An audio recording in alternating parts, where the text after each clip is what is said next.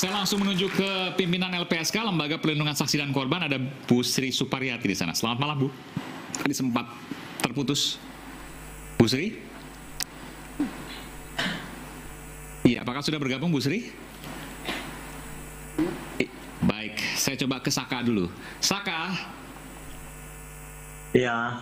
Selamat malam. Saka besok akan hadir juga di pengadilan PK. Iya. Hadir. Saka berangkat jam berapa besok? Kan sidang kalau tidak salah pukul 10 ya? Jam 7 Saka udah siap. Oh, jam 7 Saka udah siap. Jadi 3 jam sebelumnya Saka udah berangkat itu. Berapa jam atau berapa lama dari rumah ke pengadilan Cirebon? Kan nggak jauh itu. Jadi Saka tuh udah siap dari jam 7 tuh menunggu kedatangan dari Ibu Titin. Oh, oke. Berangkatnya nanti tunggu Bu Titin ya. Sama Bang Farhat juga ke sana ya. Ya. Oke, jadi jam 7 Saka akan berangkat. Malam ini Saka rasanya bisa tidur atau enggak ini? Insya Allah Saka bisa. Bisa. Habis ini Saka tidur ya? Tidur, ya. Lalu kemudian nanti subuh bangun ya, sholat, lalu kemudian langsung siap-siap. Ya. Apa, terakhir nih pertanyaan saya ke Saka. Apa yang Saka ingin katakan kepada seluruh masyarakat Indonesia, termasuk juga pemimpin tertingginya Pak Jokowi, Presiden, terkait dengan kasus Saka? Adakah yang ingin Saka sampaikan? Yang ingin Saka sampaikan terhadap yang kasus Saka alami. Ini ke siapa dulu nih? Boleh nggak sebutin ke siapa? Ya, jadi untuk yang Saka alami ini untuk semuanya lah. Jadi bukan Saka aja. Jadi termasuk yang 7 terpidana yang masih ada di dalam. Jadi kepengen Saka tuh terbuka dan terus terang. Saka ini pengennya nggak mau kayak waktu dulu di tahun 2016. Itu sidangnya tuh bener-bener kayak bukan sidang anak. Yang Saka alami itu bener-bener berbeda. Kenapa? Berbedanya di mana? Jadi tuh di persidangan Saka kan tertutup, walaupun itu kan anak kan emang tertutup, tapi itu sudah kayak sidang dewasa. Maksudnya gimana? Jadi gimana? Jadi oh, hakimnya 3. Harusnya kalau anak hakimnya 1. Oh, ini hakimnya 3. Hakimnya waktu itu 3, Saka. 3. Harusnya kalau anak hakimnya 1. Bung Farhat. Ya biasanya 1 kalau hakim anak. Oke. Di pengadilan banding juga hakimnya 1. Di Mahkamah Agung hakimnya 1. Kalau untuk anak ya? Untuk anak. Tapi ini 3 kemarin. Ini di 3. PN. Iya. Oke. Apalagi yang Saka rasakan waktu sidang pengadilan di PN itu? Ya, yang Saka rasakan waktu di persidangan itu, yang Saka sampai ingat sampai sekarang itu membawa saksi-saksi Saka, yang saksi alibi Saka, bahwasanya Saka itu bersama mereka, dinyatakan itu dibantah. Dengan alasan karena ada bengkel-bengkel malam-malam. Jadi semua saksi yang Saka bawa itu dibantah semua. Bantah semua. Jadi diarahkan sesuai BAP. Besok Saka kan bawa lagi saksi-saksi itu.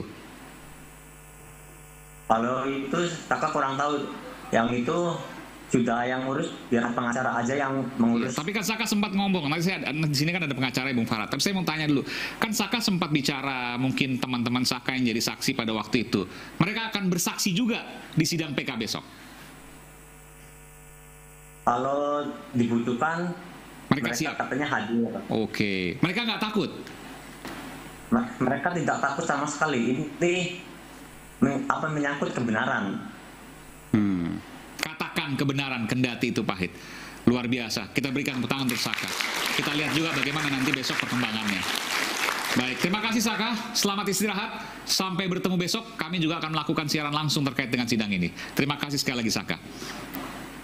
Terima kasih. Assalamualaikum. Waalaikumsalam warahmatullahi wabarakatuh.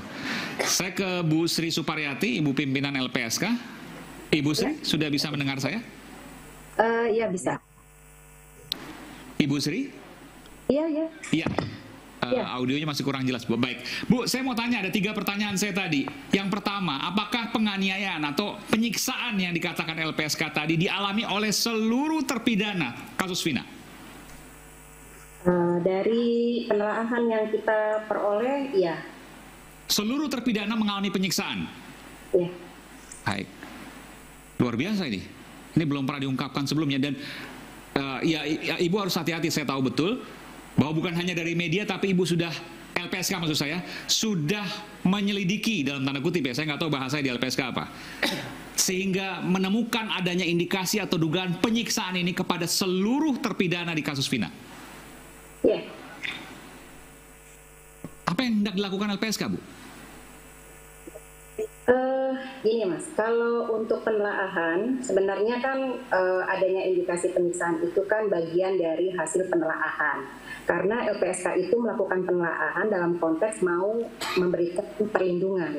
Sehingga kami perlu menggali lebih dalam untuk melihat sifat pentingnya keterangan dari masing-masing pihak yang mengajukan perlindungan tersebut, permohonan perlindungan. Nah, karena ini kasus yang sudah cukup lama, ya 8 tahun, dan sudah ada proses persidangannya, maka mau tidak mau kami harus menemui semua para pihak untuk bisa mendapatkan dan untuk bisa menggali dan untuk bisa memperoleh posisi seperti apa keterangan-keterangan dari para pihak tersebut.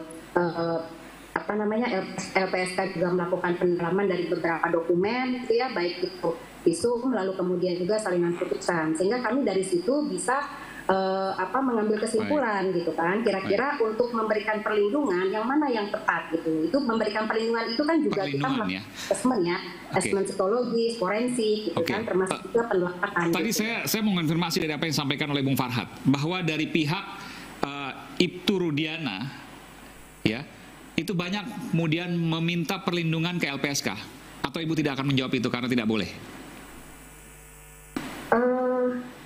Kami waktu di awal juga sudah menyampaikan bahwa yang mengajukan perlindungan itu kan termasuk dari keluarga, baik keluarga V maupun keluarga E. Itu disampaikan di awal. Dan mayoritas saya lihat ditolak. Yaitu bagian dari keputusan LPSK ya, karena betul, faktanya begitu Ibu ya? Betul. Kenapa ditolak? Boleh disampaikan alasannya kenapa keluarga dari korban dalam hal ini ya, Ibtu Rudiana, itu ditolak oleh LPSK perlindungannya? Kami sebenarnya itu berbasis dari pendalaman lagi ya Mas ya, karena sifat pentingnya keterangan itu kan kami harus cek gitu ya, karena dari penelaahan itu kami melihat bahwa ada beberapa keterangan-keterangan saksi yang posisinya dia tidak konsisten. Dia berubah-berubah dari wawancara pertama, kedua, lalu kemudian ketemu lagi dengan asesmen, itu tidak dalam konteks yang konsisten. Jadi selalu tidak sesuai dan selalu inkonsistensi, sehingga hal-hal seperti itulah menjadi pertimbangan, dan juga hasil asesmennya Mas posisinya, karena asesmen forensik yang kami lakukan juga. Baik. Terakhir saya ke Ibu. Kenapa kan? Silakan. Ibu Ketua. Ya. Terima kasih untuk Sakanya. Pertanyaan hasil asesmen Sakanya gimana? Tolong dijelaskan kenapa Saka bisa diterima. Kalau hasil asesmen psikologisnya kami tidak bisa sampaikan ya Mas, karena itu bagian dari internalnya LPSK gitu ya. Tapi memang kami kemarin sudah sampaikan bahwa Saka adalah salah satu yang mendapatkan perlindungan di pemenuhan hak prosedural. Termasuk Dede, Bu. Hari ini Dede meminta perlindungan. Apakah sudah diputuskan akan diterima atau tidak? Oh, Mas, karena Dede baru mengajukannya pagi tadi, dan kami juga masih Dede juga harus, jadi ada beberapa yang diajukan ya Mas, bukan cuma Dede dan keluarganya. Jadi ada formil yang juga harus dipenuhi dulu. Baik, gitu baik. Ini persyaratan itu ya. baru bukan ke materi. Yang Saka belum dijawab, silakan dilanjutkan Bu. Kenapa alasan Saka? Yang Saka itu berbasis pada sifat pentingnya keterangan ya, karena yang mana keterangannya itu kami tidak bisa ungkapkan. Tapi diterima ya, diterima perlindungannya. Itu tadi, itu hasil penelaahan secara keseluruhan dari gitu.